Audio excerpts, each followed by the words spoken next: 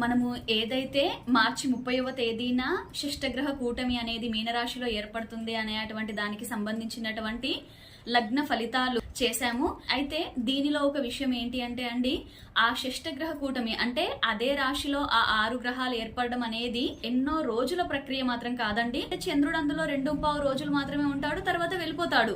తర్వాత 5 గ్రహాలు మాత్రమే కలిసి ఉంటాయి. ఆ 5 గ్రహాలలో కూడా శని, బుధుడు, శుక్రుడు, రాహువు కొద్దిగా ఎక్కువ కాలం కూడా కలిసి ఉండడానికి అవకాశాలు ఉన్నాయి. సూర్యుడు కూడా ఉంటున్నాడు. ఇక్కడ మొత్తంగా ఏదో షష్టగ్రహ కూటమి లేదా పంచగ్రహ కూటమి, సప్తగ్రహ కూటమి అనేటువంటి దాని పేరుతో మాత్రమే ఫలితాలు చెప్తే అందరూ భయపడతారు అని గాని, లేదా అందరూ చూస్తారు అనేటువంటి విధానంతో కాదండి. కాకపోతే ఆయా కాన్సెప్ట్ ద్వారా మాత్రము అలాంటి ఫలితాలు అనేవి ఆ ఒక్క రోజున అని కాదు, దానికంటే ముందుగానే ఒక నెల రోజుల నుండే జరుగుతున్నాయి అనేటువంటి దానిని తెలియజేయడం కోసం మాత్రమే అవి నేను అందించడం జరిగింది. ఓకేనా? మార్చి 30వ తేదీన షష్టగ్రహ కూటమి అనేటువంటిది ఏర్పడబోతుందో దానికి సంబంధించినటువంటి విధంగా మీ వ్యక్తిగత జాతకంలో మీ జన్మలగ్నం గనక మేషలగ్నమైనా, వ్యక్తిగత వివరాలు తెలియకపోయినా మీ ప్రశ్న లగ్నం మేషలగ్నం అయినా కూడా ఖచ్చితంగా ఈ మార్చి 30వ తేదీ కంటే ముందు నుండే, అంటే ఒక నెల ముందు నుండిగా దీని ప్రభావం చూపిస్తుంది అండి. విపరీతమైనటువంటి శారీరక శ్రమే అవ్వచ్చు, ధనమే అవ్వచ్చు, సమయమే అవ్వచ్చు, దుర్వినియోగం అవ్వడము. అంటే నేను చేసిన ఏ పని కూడా నాకు కలిసి రాలేదు, సో అంతా బూడిదలో పోసిన పన్నీర్ అయ్యింది అనేటువంటి విషయంగా ఇప్పటికే చాలా ఇబ్బందులు ఎదుర్కొంటున్నారు. ముందు ఇది తెలుసుకోవడం వలన ఎస్ నాకు ఇది జరగబోతుంది అనేది వాస్తవమే అయినప్పుడు దానికి తగ్గట్టుగా నేను అలవాటు చేసుకుంటాననేది అర్థం చేసుకోవాలి. కానీ దాని నుండి ఏదో బయటికి పడిపోయి మనం ఏదో చేద్దామని మాత్రం కాదు. ఇప్పటికే అనారోగ్య సమస్యల కారణంగా ఎవరైతే చాలా సిక్ అయి ఉన్నారో అలాంటి వారికి మాత్రము కొద్దిగా నెగటివ్ ని కలిగించేటువంటి పీరియడ్ గా చెప్పొచ్చు.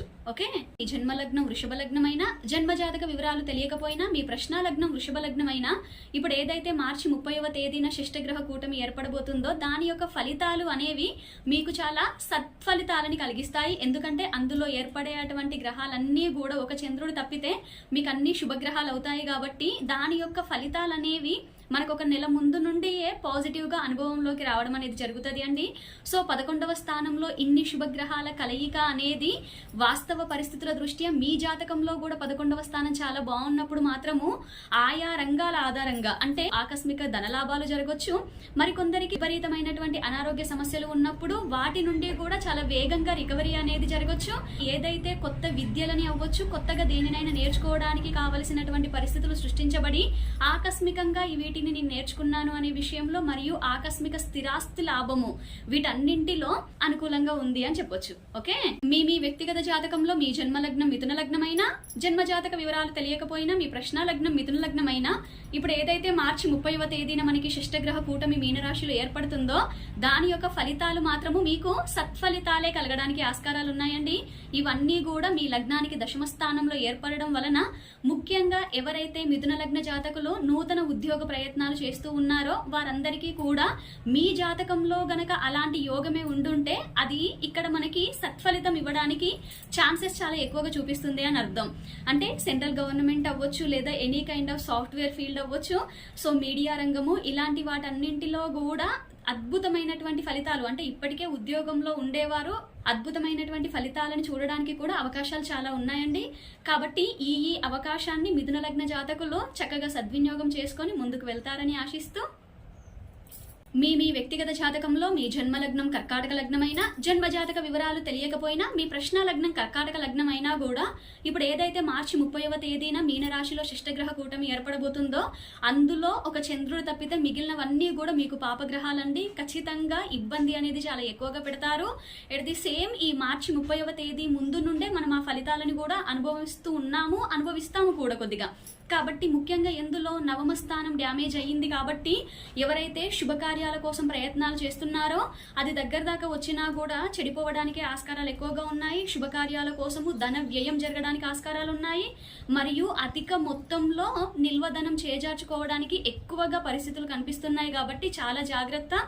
అది ముఖ్యంగా షేర్ మార్కెట్ స్పెక్యులేషన్ అంటే అధికమైనటువంటి లాభాల కోసం ఆశపడి ఉన్న ధనాన్ని కూడా పోగొట్టుకోవడానికి అవకాశాలు ఉన్నాయి. కాబట్టి ఈ విషయాల్లో మాత్రము కొద్దిగా కేర్ తీసుకుంటూ ముందుకు వెళ్తారని ఆశిస్తూ, జన్మలగ్నం సింహలగ్నమైనా జన్మజాతక వివరాలు తెలియకపోయినా ప్రశ్నాలగ్నం సింహలగ్నమైనా మనకి ఏదైతే మార్చి 30వ తేదీన షష్టగ్రహ కూటమి మీనరాశిలో ఏర్పడబోతుందో అది మీకు ఎక్కువగా నెగటివ్ ఫలితాలు ఇవ్వడానికే ఆస్కారాలు ఎక్కువగా ఉన్నాయి. కాబట్టి చాలా చాలా జాగ్రత్తగా ఉండాల్సినటువంటి లగ్నాలలో సింహలగ్న జాతకులు మొట్టమొదటి స్థానంలో ఉన్నారనేది అర్థం చేసుకోవాలి. ఎందుకు అంటే లగ్నానికి అష్టమ స్థానంలో ఏర్పడుతుంది కాబట్టి, అంటే మన జన్మ జాతకంలో కూడా చాలా విధమైనటువంటి గండాలు అవమానాలు ఎదుర్కోవాల్సింది చాలా ఎక్కువగా ఉన్నప్పుడు ఇలాంటి గ్రహస్థితి అనేది దానిని మనకి అనుభవంలోకి తీసుకురావడానికి చూస్తుంది. కాబట్టి ఆయా విషయంలో చాలా జాగ్రత్తగా ఉండాలి.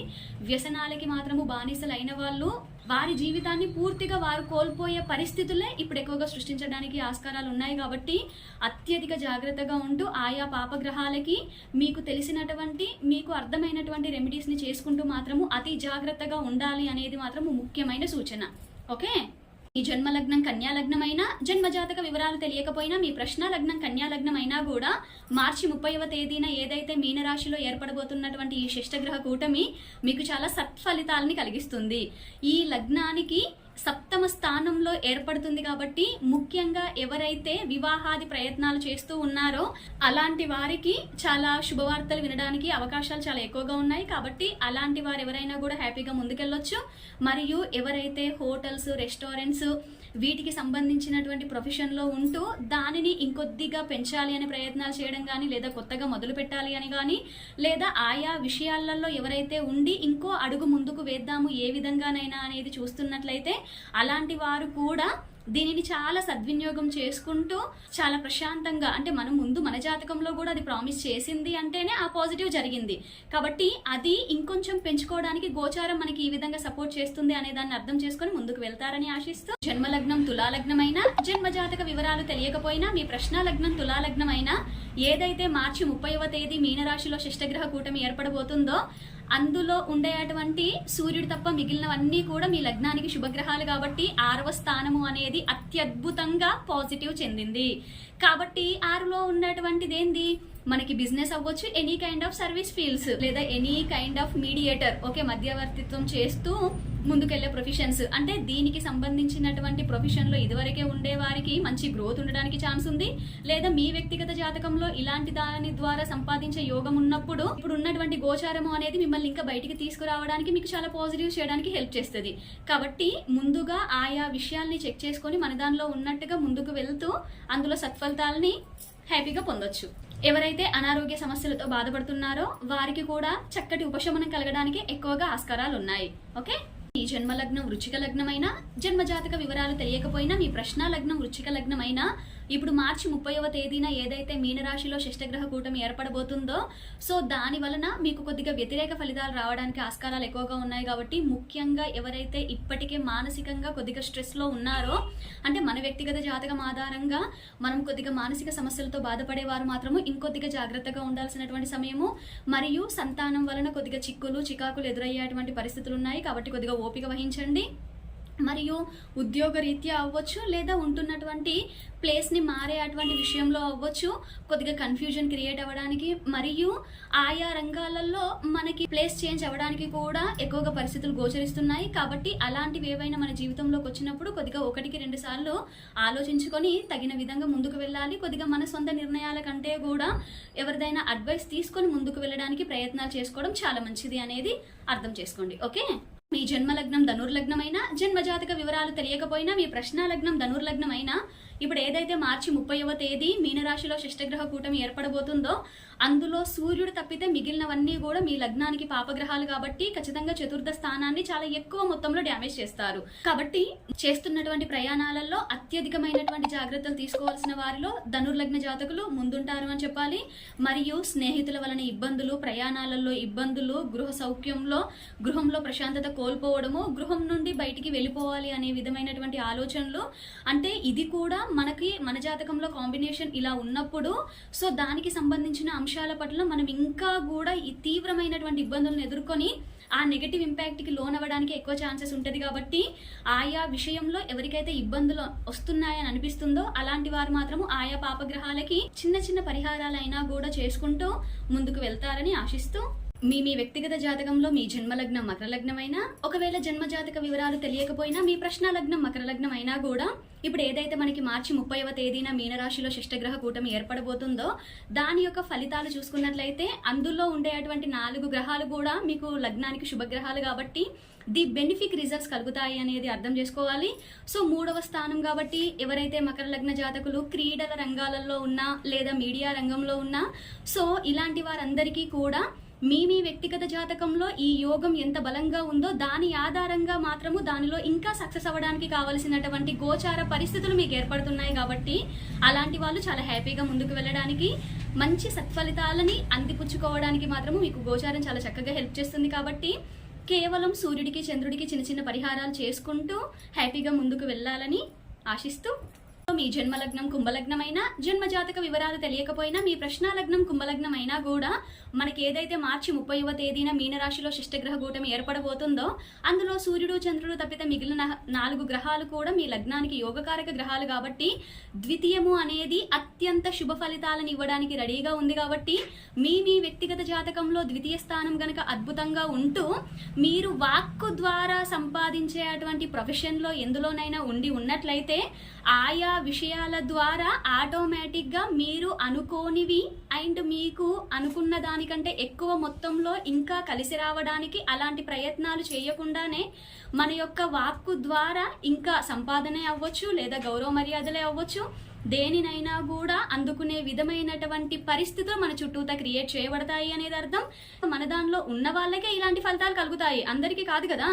కాబట్టి ఆయా విషయాల్ని చెక్ చేసుకొని ముందుకు వెళ్తారని ఆశిస్తూ, మీ జన్మలగ్నం మీనలగ్నమైనా, ఒకవేళ జన్మజాతక వివరాలు తెలియకపోయినా మీ ప్రశ్న లగ్నం మీనలగ్నం అయినా కూడా ఏదైతే మనకి మార్చి 30వ తేదీన మీనరాశిలో షష్టగ్రహ కూటమి ఏర్పడబోతుందో దీని వలన విపరీతమైనటువంటి నెగటివ్ ఫలితాలను ఎదుర్కొనే వారిలో మీనలగ్న జాతకులు కూడా ఉన్నారు అనేది చాలా స్ట్రాంగ్ గా అర్థం చేసుకోవాలి. ఎవరైతే వివాహాది ప్రయత్నాలు చేస్తూ ఉన్నారో అందులో చాలా ఇబ్బందులు ఎదుర్కోవడానికి అవకాశం చాలా ఎక్కువగా కనిపిస్తుంది. కాబట్టి కొద్దిగా వెయిట్ చేయడమే చాలా మంచిది. మీ శరీరం ఏ పనికి సపోర్ట్ చేయదు అనేదే వాస్తవం.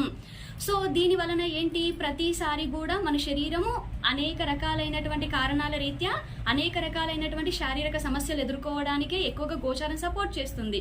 కాబట్టి కొద్దిగా అది సపోర్ట్ చేయదు అని అన్నప్పుడు విపరీతంగా దానిని ఇబ్బంది పెట్టడం కంటే ఇప్పుడు ఉన్నటువంటి పరిస్థితి ఇలా ఉంది కాబట్టి కొద్దిగా ఓపిక పట్టడం మేలు అనేటువంటి వాస్తవాన్ని గ్రహించి తొందర పడకూడదు అనేటువంటి దాన్ని చూసుకోండి.